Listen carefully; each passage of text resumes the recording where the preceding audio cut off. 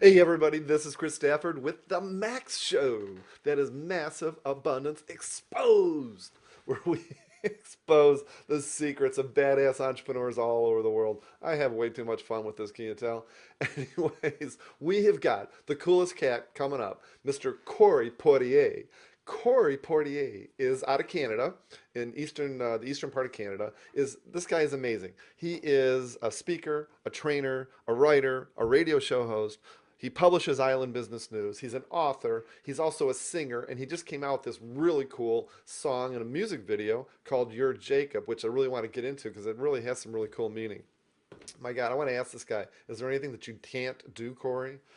He's really a powerhouse. I can't wait to get started talking to Corey. But before we do, let's make sure you guys get to massiveabundanceinc.com, get yourself a free goodie, get yourself signed in, and without further ado, Mr. Corey Poirier. Hey everybody, it is Chris Stafford here with the Max Show, and you're not going to believe who we have in the house, Mr. Corey Poirier. I am so excited about talking to you, Corey. Welcome. How are you doing? I'm doing fantastic, Chris, and I'm excited to be back as well. I know I should let everybody know that this is Corey's second time on the Max Show, and the only reason we brought him back is because this guy does more than 14 people together. I mean, not only is Corey, my God, he's a speaker, a trainer, a writer, a radio show host. He's the publisher of Island Business News. He's an author, and now we just found out that he also recorded his own music video. The guy also sings and does a pretty good job, actually. I loved your video, Corey.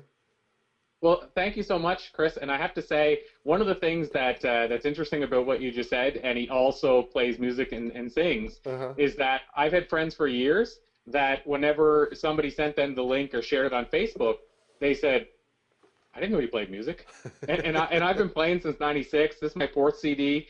But what I do, and have music on the radio and everything, but what happens is I'm a hibernation type performer. So I'll play music and Well, I'll hibernate. I'll go and do like 3 months of touring, and literally like 3 summers ago when I released the last CD, played like 45 shows in the summer, and that's a pretty heavy schedule. Like bands I watch, like Metallica, Motley Crue, Poison, those kind of bands, when they go on summer tour, they do probably 35, 40 shows. Now mine aren't at the same scale, of course. I'm not bringing the whole tour bus to town, but yeah. So when I go on a stretch, I go on a stretch. But then after doing that much gigging, you need a break, or at least I do. So because I have other parts of my career, I'll disappear into the wilderness when it comes to music, and then reappear a few years later, depending, it might be a year later, it might be 3 years later, or what have you, other than maybe a charity gig or something that I get invited to. So that's what I mean by hibernation. So a lot of friends wouldn't know, because if they're not following at the time when I'm out with a CD or out doing a media tour,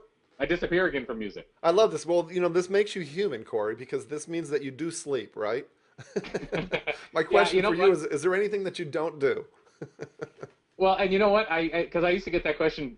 My big question is, how often do you sleep? And I have to say, Chris, I know it's going to sound strange, but I would say I get, in terms of when I get to bed and when I wake up, and actually I don't toss and turn much. I've had insomnia bouts years ago, but I haven't had that in a long time. I probably sleep 8-9 hours a night every night. Really? Yeah, wow. So I'm not like, and I don't know if it's bad or good to admit this, because, as you know, I've done, over 2,500 interviews now. So a lot of interviews with super achievers.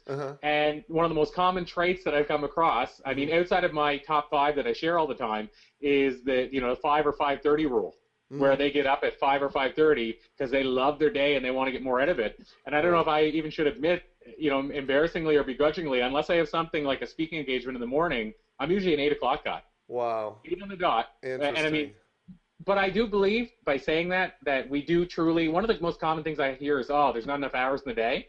And, I don't know what it is. I mean, sorry, I know what it is, but I don't want to try to compare it, because I think we all manage our days differently, and there's nothing wrong with that.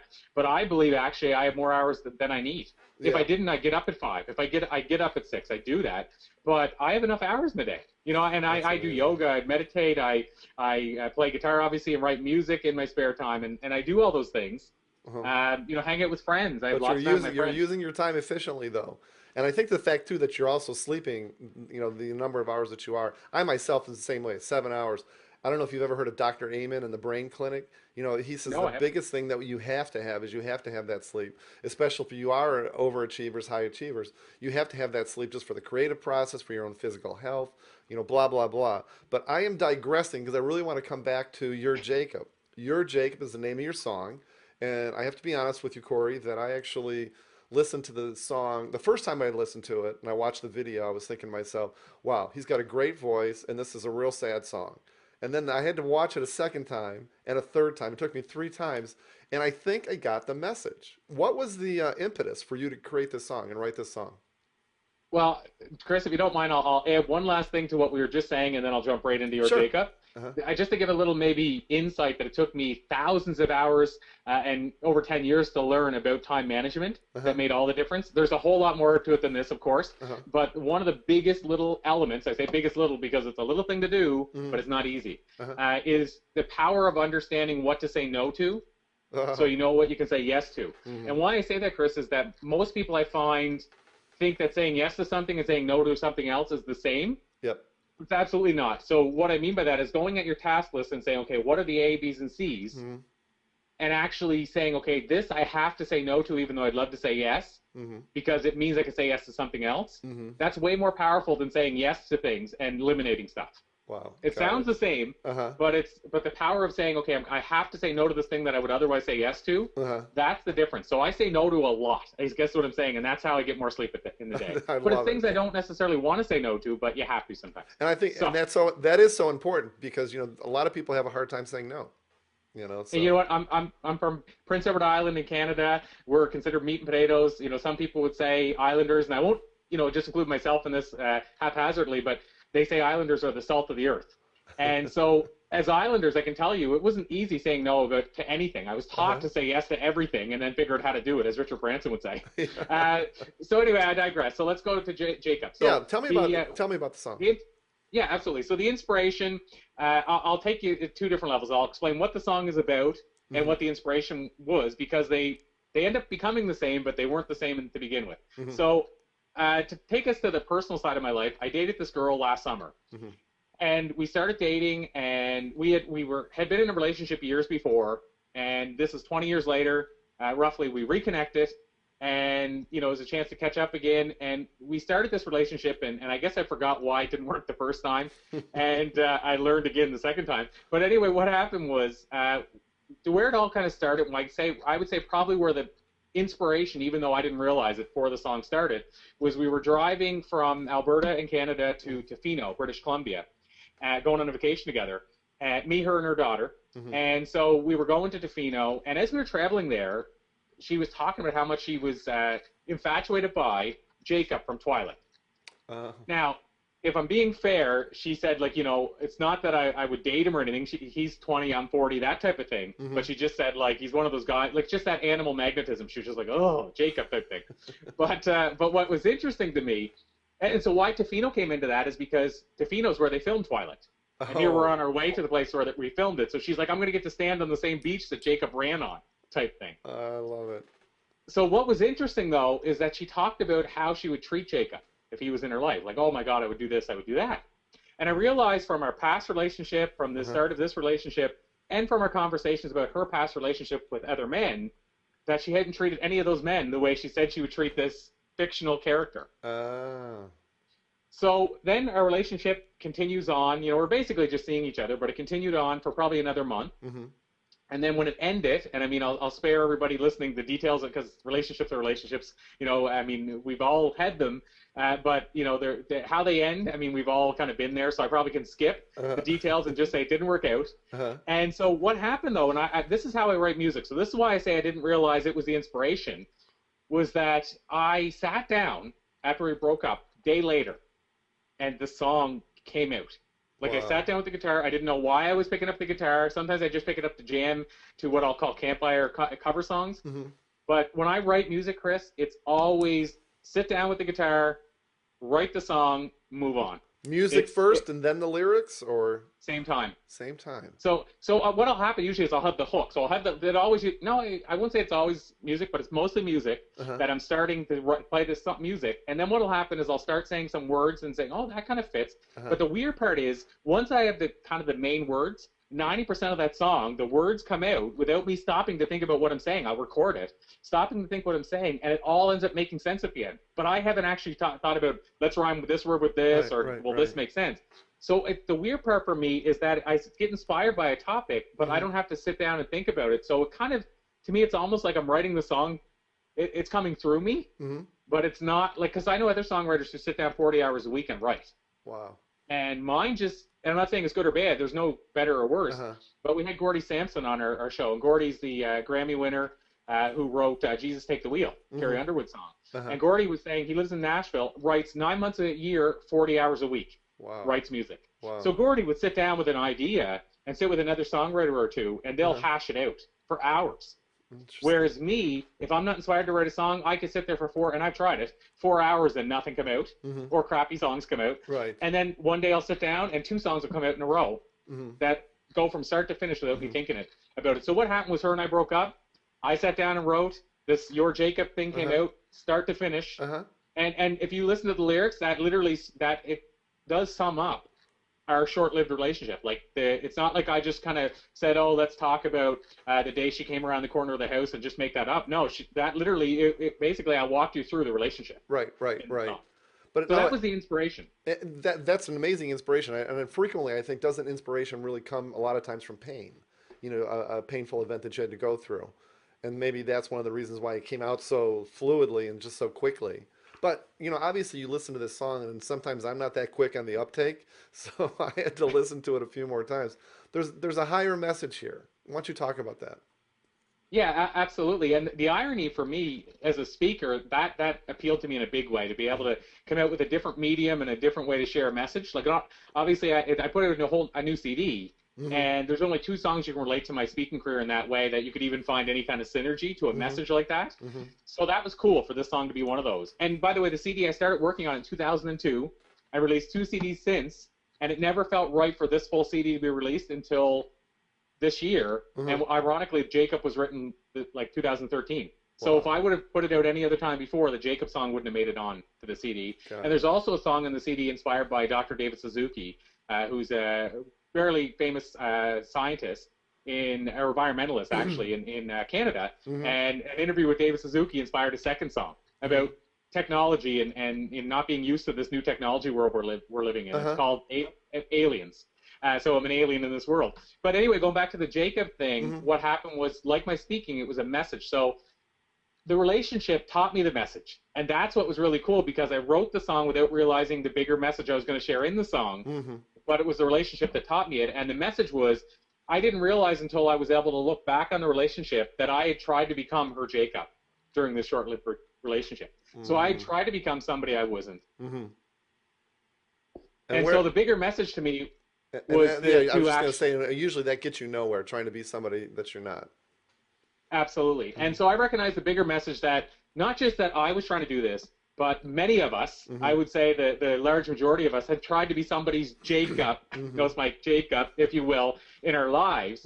And so I was then all of a sudden realized it's a voice for these people who went through that, tried to be somebody's Jacob, and then hopefully learned, or hopefully I can teach them from my hard-earned experience, that at the end of the day, you're better off to just be you.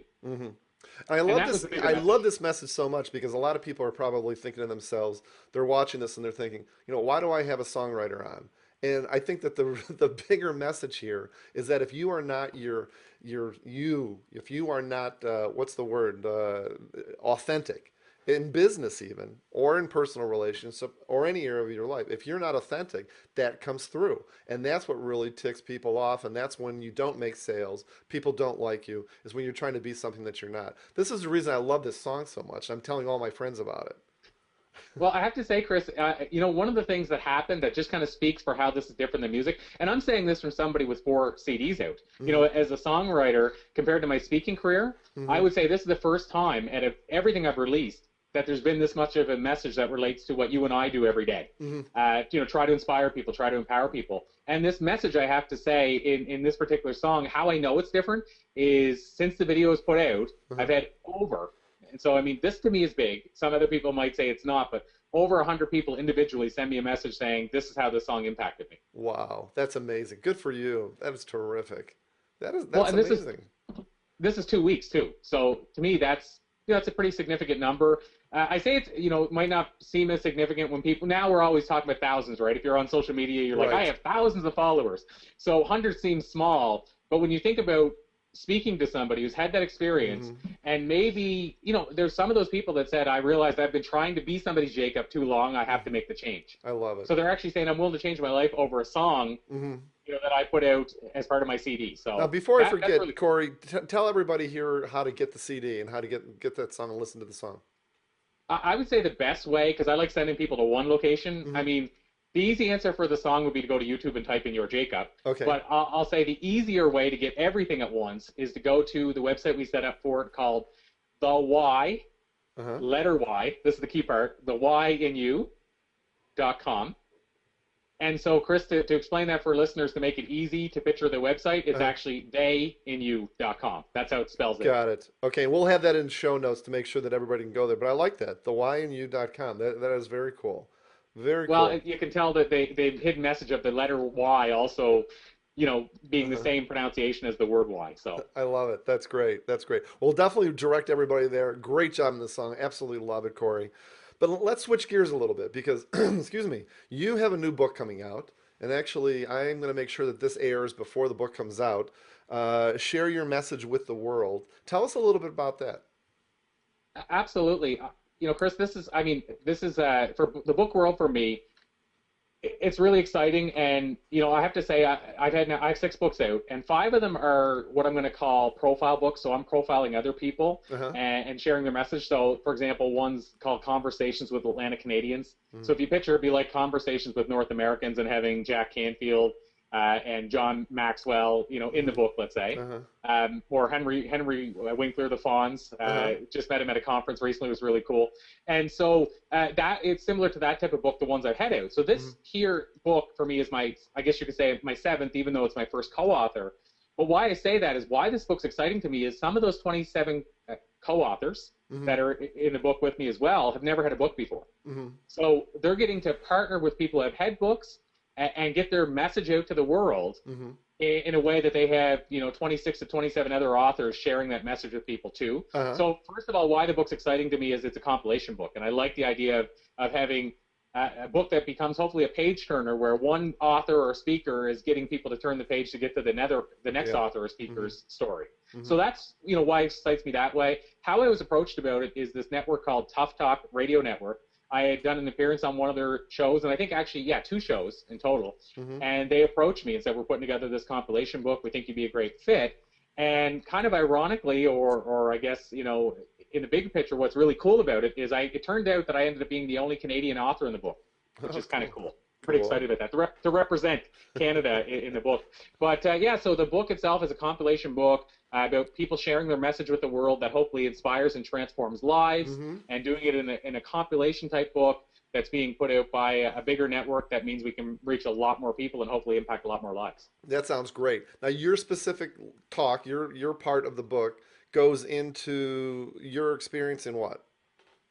In living, well, I'll say living your bucket list, but in this case, my bucket list. So it was a lesson that I learned by, I guess the short answer is that I was invited to do a talk for the ALS Society, and it was they wanted me to come in and talk about living your bucket list, the high adventure items. They were showing the movie The Bucket List, in fact. Oh, that's great. And the movie The Bucket List triggered some of my bucket list items, like jumping out of an airplane.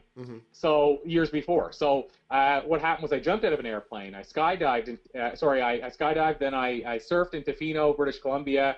I've done stand-up comedy, as you know. And these are some items that people would traditionally say those are bucket list items. Right. Now, the surfing is a big deal because I can't swim. Normally, it might not be a bucket list item. But anyway, why I say this is because what happened was I did these high adventure items. They invited me to do the talk. And I thought about the people in the room. I always do that whenever I'm preparing a talk. And I had already been doing this bucket list talk about high adventure items. But I realized that some of the people in this room would have been confined to a wheelchair for maybe a year or two. Right, because So ALS nothing, is considered Lou Gehrig's disease, commonly known as. absolutely. Got it. And yeah, and it's basic, and of course it affects different people different ways. Mm. But you and I have been talking about it in the past as well. The outcome, unfortunately, the outcome, there's no cure, so the Right, outcome is the right. same for everybody. Yeah, yeah. And so, I mean, for most people, they end up confined to a wheelchair. Not all. Mm-hmm. You know, I wouldn't even say most. I think it impact like probably Parkinson's or MS. It impacts people different ways. Right, right. But a lot of people end up in wheelchairs. So I knew going to do this talk on this night, there would be a lot of people in the room in wheelchairs. I'm going to talk to them about jumping out of a plane. Mm-hmm. It wouldn't be feasible for them. But the biggest part to the fact that it wouldn't be feasible is it would be okay to talk about it if it would be on their adventure list. And then I could make the message about how find similar ones that may be feasible and do those. But the catch is that I started asking myself for the first time, was jumping out of a plane big enough to actually be on my bucket list? Like, should it be on everybody's bucket list because it's a high adventure item? Right. And in reviewing my own bucket list, I realized that items that I would put back on my list or put on my list in the first place would be spending time with my grandfather who had passed away, spending time with him around the table again playing cards, or my friend Lorne who passed away on Christmas Eve in his 40s. You know, I would give, to do another coffee with Lorne, I would put that ahead of jumping out of a plane every day of the week. Right, right. So I asked myself, Chris, if I wouldn't even put these back on my own bucket list after I know the experience of jumping out of a plane, is it fair for me to go into a room and say, you should put this on your bucket list item, even if it's not feasible, but more importantly, even if it's not something you want to do in the first place, only because I tell you that it's an exciting experience. Right, right, right. Are other people dictating what should be on your bucket list? That's what I kind of discovered, that other people had kind of not, maybe not intentionally and not in a negative way, but the bucket list movie told me to put a skydiving on because it was such a great experience. Exactly. I jumped out of a plane. I'm glad I did it. But what I also learned is that an hour after I did it, it was like it never happened. Yeah. I completely forgot about it. Right. And so I realized if I wouldn't put it back on my own bucket list, maybe I should scrap and rewrite my bucket list. And maybe I should share this powerful message that I learned with the people in the room. Instead of saying jump out of a plane, instead of saying surf in Tofino, why don't I talk about, let's figure out what should be on your bucket list, and let's rewrite your bucket list accordingly. Right. And that'll be more powerful than trying to write somebody else's bucket list and live somebody else's bucket list. Now, Corey, we have a lot of realtors, we have a lot of entrepreneurs watching this that are watching you right now, and one of the things I'd like to sort of like circle this back around with is in terms of your bucket list, what do you think the message is here for an entrepreneur that's starting a business? Well, you know, Chris, I believe a bucket list, for me personally, I tie my bucket list in with my goal setting. I tie it in with my missions. Yes. So, you know, what do I want to do? So my mission for people is, and I tell people this because they always ask, well, I say write a mission statement or a legacy statement. And people say, well, what is yours? You know, it sounds like a big deal. Well, it can be 18 pages if you want. Right. But mine is simply a kind of a mantra that I live, which says for everything action I do, it has to be one or all of these 5 things that I'm finding a way to donate, inspire, motivate, educate, or entertain. Got it. So if it's doing one of those or all of those, I'm in the right path. And by the way, we talked earlier about saying no. If it's not doing any of those 5, guess what? It's a quick no. It's easy. Once you know what that is, it's an easy no. Repeat those again. Repeat those again.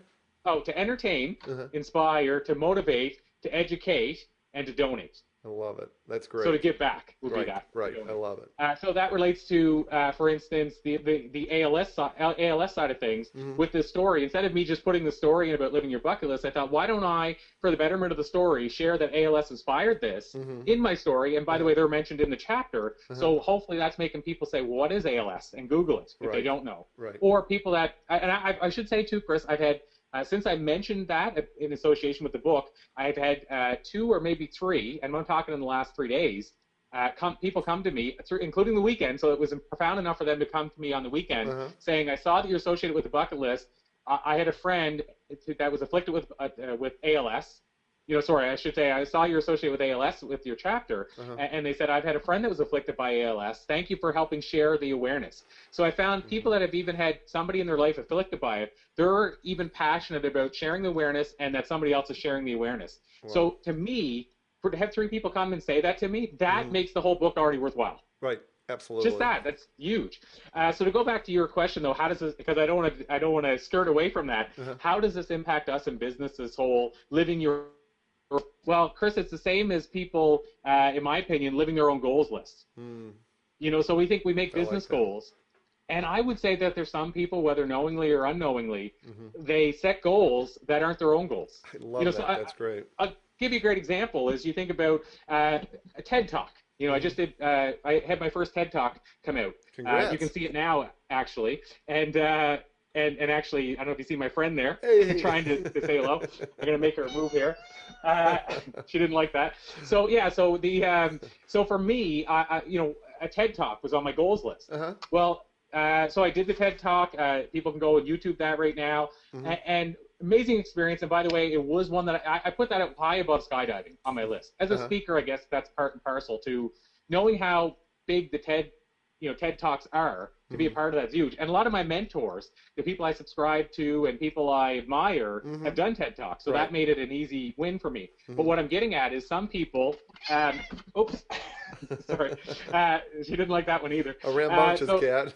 Yeah, she is totally. And she jumps. She loves to jump. So anyway, so go back to that point is that some people, when it comes to TED Talks, they put that on their bucket list. Right. Because they see all these people doing TED Talks. Right. TED Talks have had, some of them have had millions of views. People have launched their books based on TED Talks. So, of course, the go-to is I want to do a TED Talk. Right. Well, what if you're not a speaker? What if you don't like speaking? What if you're terrified of speaking? And, I was when I started, but I decided it was a big enough passion that I cared more about conquering the passion than I did keeping the fear alive. Right. But some people are willing to keep the fear alive, and that's fine. So why go cripple yourself and do a TED Talk if you don't even enjoy speaking? Right. So that's an example. But we can take from a business point of view for the realtors there, for the other entrepreneurs. You've probably done this too, Chris, and I've done this in my career. We've set these goals and said, I want to dominate this market. I want to take over this company. I want to have, growing up, I remember I said I want to own a fast food restaurant chain. That was exciting to me, the idea of launching my own franchise system. I'll be honest with you. The more I learned about franchising, the less I had the desire to do it for me personally. And so for years, I saw the franchise thing. I had people say, they got it made. They have a McDonald's and people just, you build it and they come. That's not exciting to me at all. So I would have put that on my bucket list or on my goals list and lived that for years without realizing that it's not even on my bucket list item if I would have allowed myself to pursue that. Right. So what I guess the bigger message is, don't live somebody else's life.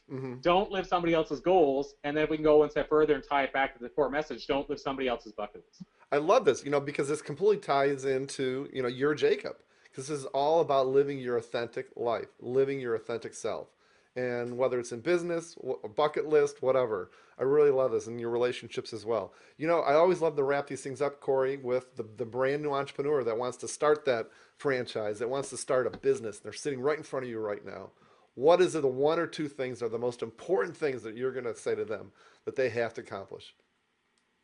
Brand new business. That's an exciting thing for me. I spend my time with the newsletter that we put out, with the radio show. It's all about helping that beginning business person, that would-be entrepreneur or that entrepreneur. And maybe I'll just pass a couple of messages of things I wish I knew sooner. Cool. And so, what this is based on, Chris, is it's based on all these interviews we've been talking about. The good news is this is from thousands of hours of research. And I always say, if I can show you what manhole to fall down that I've already fallen down and got myself filled up whatever, I don't want you to fall down the same manhole. And I hopefully have learned from other people that have fallen down their manholes and pointed them out to me so I could jump over those ones. So I believe if we can pay it forward and say, there's some mistakes you want to make, and, I agree, you need to be in the trenches and learn this. There's other ones, I don't think you need to be in the trenches to learn them. So some big ones that I could share would be, maybe I'll share three. So one would be things I've learned. Lifelong learners are leaders. So what do we take from that? Well, what we take from that is the people that rise at the top and drive themselves to the top have learned that they need to continue to develop. As they say, if you stop developing, you stop living. Right. And so what I believe is that the people that are willing to find ways to educate themselves, to empower themselves, to develop personally are the ones that rise to the top. So then it becomes, how do we do that? Well, it becomes, finding out what you should be reading. So, and what I recommend to people that ask the people that you admire what they're reading. Listen to podcasts by people you admire and see what books they recommend. And if you hear a book recommended 3 times, dive into that book. Right. If you look at the top bestsellers list in self-help, let's say, like the first book that I ever read, Dale Carnegie's How to Win Friends and Influence People, or Napoleon Hill's Think and Grow Rich. Tap into those books. They're selling 1 million copies a year still, roughly. Obviously, more than 3 people are recommending them. So you're safe with that one.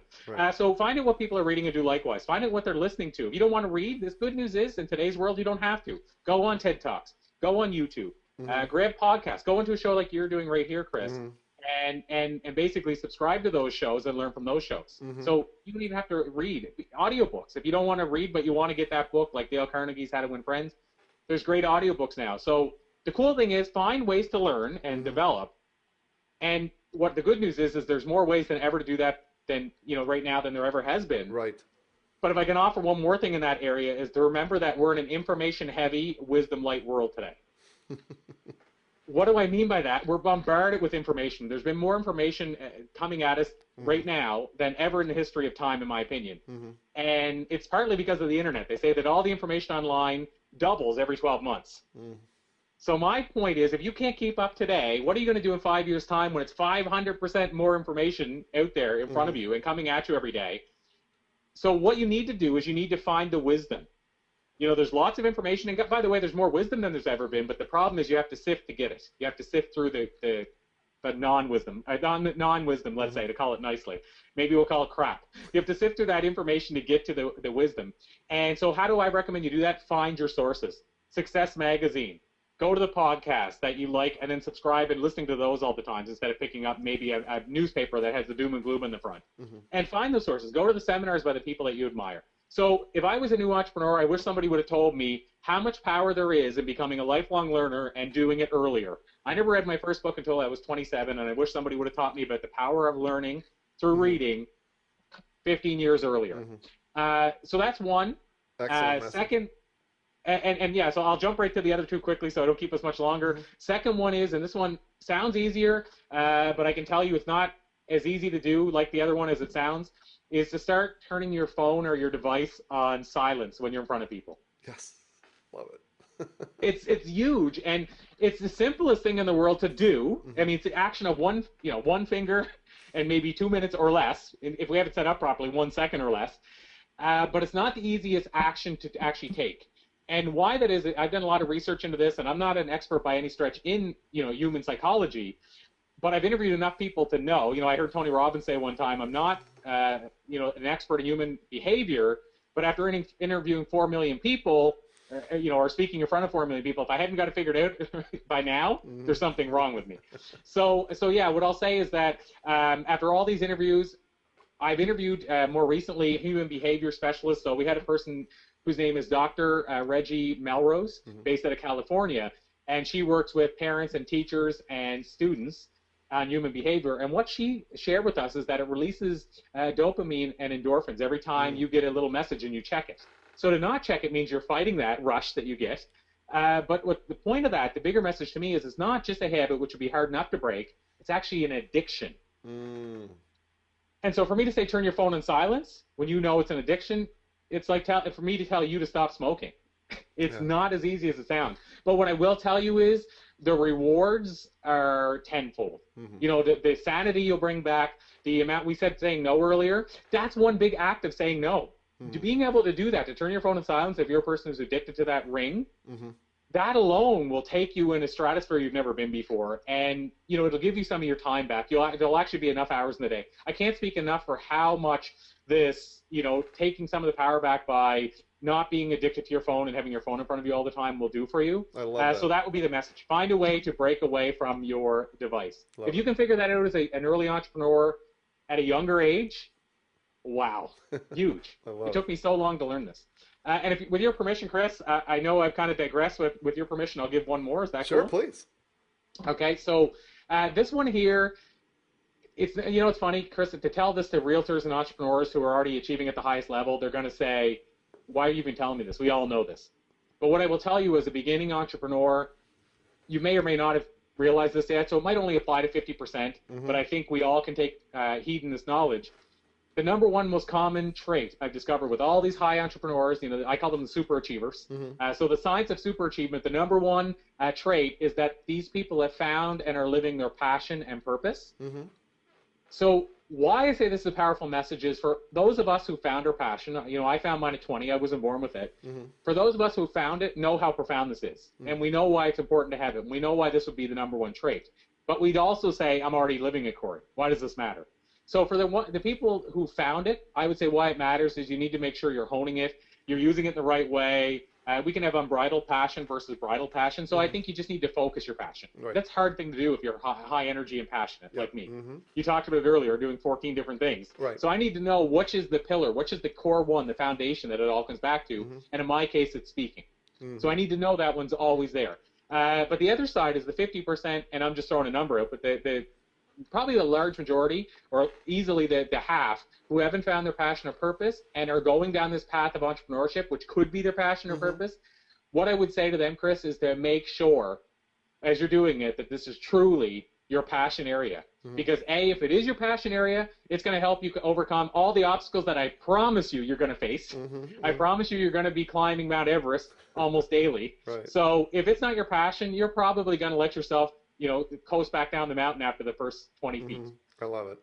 So, but if it's not your passion area, what I think you need to do is you need to say no quickly. I think it's Seth Godin that says define your dip, right. And to say no to the ones that to be able to say no quick, to move on quick and say no and walk away quick, rather than spending countless thousands of hours trying to push a passion. I'll say a passion circle into a square. So make sure it's your passion, I would say to the young entrepreneurs. And then secondly, if it's not your passion, move away from it and find the next entrepreneurial activity that could be your passion. Or B, if it is your passion, go in hard. I love it. I love it. And as they say, burn the boats at the shore, and make sure you have to survive, as long as it's your passion. Exactly. Corey, there was this common thread that you are talking about through this whole interview, and it's all about living your authentic life and being authentic with everything that you're thinking and what you're doing. I love it when you talk about your Jacob. I love it when you're talking about the book and talking about these tips for entrepreneurs. I mean, it's the same kind of thing, living your authentic life. That's great. Well, you know what, Chris? I have to say that for me personally, I don't know if this is the best way to say it, and it goes back to that passion thing, so it's probably a good segue, if you will. But as a speaker, and maybe this is a lesson, there's a lesson in this. If not, it was at least a life lesson for me. And I think there is a lesson here. But as a high energy person, you could tell, I saw you, Chris, as the interviewer, and I know on the other side, when I'm the interviewer, I have to be the listener, and it's tough sometimes. But at the same time, I see that me being high energy, it's even harder for somebody who's a great interviewer to interject with me. And I'll tell you, I tried to get rid of that. I tried to get rid of the Corey, that was in that. And where I really saw it come to life, and this is the life lesson for me, is as a speaker. I was this guy, right? I was the guy that would jump out and say, hey, I'm here, ready to take on the world. And I think this is an East Coast thing, Atlantic, Canada, we're high energy. And I had this in me, and I said, you know what, maybe it's time to actually change this and get rid of this. And so what happened was I started doing surveys. And it actually helped me develop my evaluation forms, which, I'm thankful that I discovered those forms because I've learned so much from them. But I started asking the question. I said, why do you hire me? And the reason I was asking that question is on 1 out of every 100 forms I would get, you're too high energy. There were certain things I didn't catch because you're so high-paced and fast-paced and passionate. And so I started saying, maybe that's a problem. Maybe I need to fix this because people are complaining after every session. Now, it was 1 in 100, but they were complaining. So what I did was I started surveying and saying, why do you hire me? Or why, what did you take from my talk? And guess what, Chris? The most common thing of why they hired me or what they took from my talk was, you're living your passion. You're living your purpose. It makes me want to go out and do likewise. And it made your story that much more authentic because we've had other speakers who are here that were just, you may want to try to, all of a sudden they were like, you know what, that guy doesn't seem to really care. That girl doesn't seem to care about this thing they're talking about. You seem to be so enthralled that you're like, oh my God, if he loves it that much, I want some. And what happened out of that was I said, oh my God, I was about to turf the reason that people like me and my authentic reason for being and the authenticity in my talks, which was the high energy guy who was talking about living your passion. I love it. So when we talk about authenticity, perhaps why there's that big message in almost everything I talk about is because I almost lost my authenticity. And instead what happened is I set the puppy on fire. I took it to the next level. Right. I love it. And so that's probably why you're hearing authenticity. Hopefully, in the messages. Corey, thank you so much. I love spending time with you. To me, I agree. You are the embodiment of living your passion, living your dream, and high energy. I love it. I love your energy. It's just amazing to be with you. I'm more motivated right now to go put 14 more things on my to-do list today. Awesome. Well, you know what though, Chris, you're such a. I mean, I've watched the videos you put out. Hmm. I'm on the Facebook. I get the newsletter. And you know what? Don't take too much away from yourself. You're out there making magic happen. I mean, you're bringing a lot of great stories to life. You're making people's stories have new life of their own. You're inspiring other people. You're doing all those things. So the truth is that I feed off that too. And I have to say, to be who I am, if I didn't get energy from other people, this Energizer Bunny would just die a Oh, slow death. absolutely. I agree with So you I feed off completely. everybody else's energy, and you have an amazing energy as well. Hmm. Not everybody has to be Corey, whoa, energy, right? Like, but you have a high energy and you have a positive energy too. So I just want to say that it's mutual, and at the same time, I feed off that. Corey, thank you so much. I really appreciate your time. We'll make sure everybody in the show notes, we're going to see your Jacob. We're going to have the new book released. I believe it's coming out July 18th. We also have thewhyinu.com. I'll make sure we get everybody there. You are an inspiration, my friend. Thank you so much for your time. Thank you, Chris. And can I add one last tiny thing? And Sure. I apologize because I know I kept you so long already. But the book itself, just to maybe a shout out, Hmm. just because I'll send you the website after Okay. this because it's a longer website. I think it's shareyourmessage.com. Okay. So if it is, we'll leave this in. If it's not, I think it might be that, and then each author has their own Hmm. sub name. But the one thing I wanted to mention, at least with my portion of the book, and it's more of a thank you than anything else, is that because the ALS Society inspired the book, what I'm doing is I'm actually donating. I'm going to make a donation for every book that's sold up to on that day, on July 18th, Okay. for at least the first 100 books, maybe more, but at least the first 100. So if any of your listeners, know somebody with ALS or they're impacted by ALS or they Hmm. want to learn more, I'd love it if they decided they'd want to buy the book on the 18th. And what I'll do, if you're cool with it, is I'll send out the Amazon link Hmm. because it has to be done on Amazon. That's the first day it's all launching on Of course. Amazon. Hmm. But I just wanted to mention that because it benefits the ALS Society, and I don't want to leave them out. So I Absolutely. digress. We will make sure we get everybody to get that book on July 18th. All right, Corey, thank you so much. I appreciate it, man. Awesome. Thank you so much, Chris. Always a pleasure. All right, take care, man. Okay, I have one word for Corey Portier. Badass. I mean, this guy is amazing. Is badass one word? I don't know. Talk about a super achiever. I could live for days off this guy's energy. I mean, all the stuff that he talks about. And I love the fact too that we talked about his song that everybody has to go see, Your Jacob. Make sure you watch that music video on YouTube.